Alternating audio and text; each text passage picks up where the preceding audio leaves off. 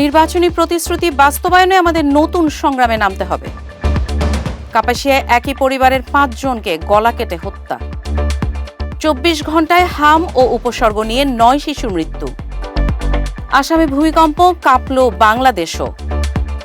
আড়ালে থেকেই ইরানের রণকৌশল সাজাচ্ছেন খামেনি জুনিয়র, CNN। লাইভ সাপোর্টে কারিনা কায়সার।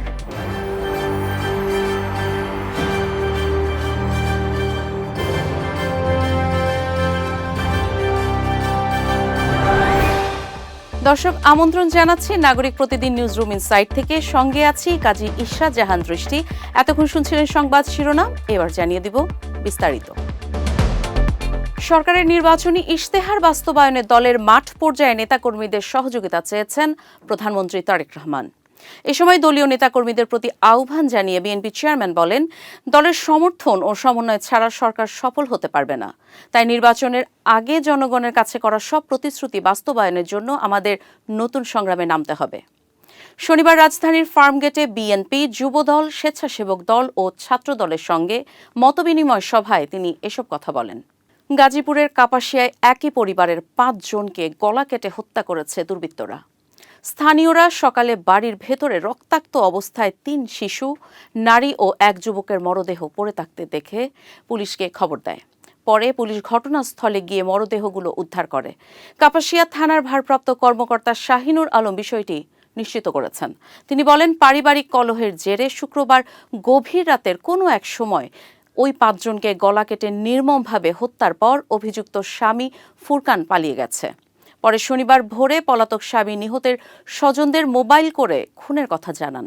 গত ২৪ ঘণ্টায় সারা দেশে হাম ও হামের উপসর্গ নিয়ে ৯ শিশুর মৃত্যু হয়েছে।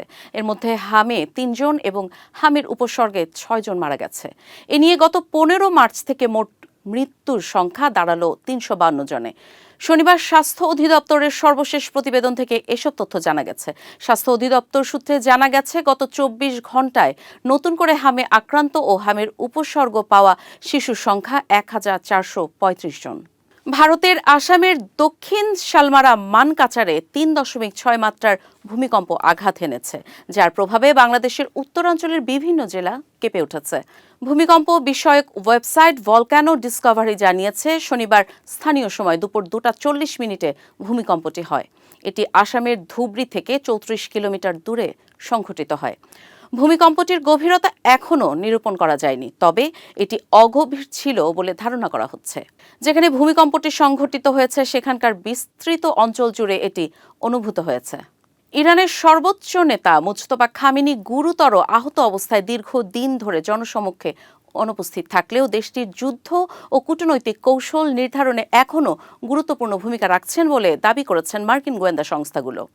মার্কিন গোয়েন্দা সূত্র জানায়, ইরানের বর্তমান নেতৃত্ব কাঠামো ভাঙন ধরা ও অস্পষ্ট হলেও মুজতবা খামেনি এখনও যুক্তরাষ্ট্রের সঙ্গে চলমান আলোচনার পেছনে গুরুত্বপূর্ণ সিদ্ধান্ত গ্রহণে জড়িত থাকতে পারেন। বিশেষ করে যুদ্ধবিরতি ও সংঘাত নিরসনে ইরানের অবস্থান নির্ধারণে তার প্রভাব রয়েছে বলে ধারণা করা হচ্ছে। কন্টেন্ট ক্রিয়েটর ও অভিনেত্রী কারিনা কায়সার বর্তমানে রাজধানীর এভারকেয়ার হাসপাতালে লাইফ সাপোর্টে রয়েছেন।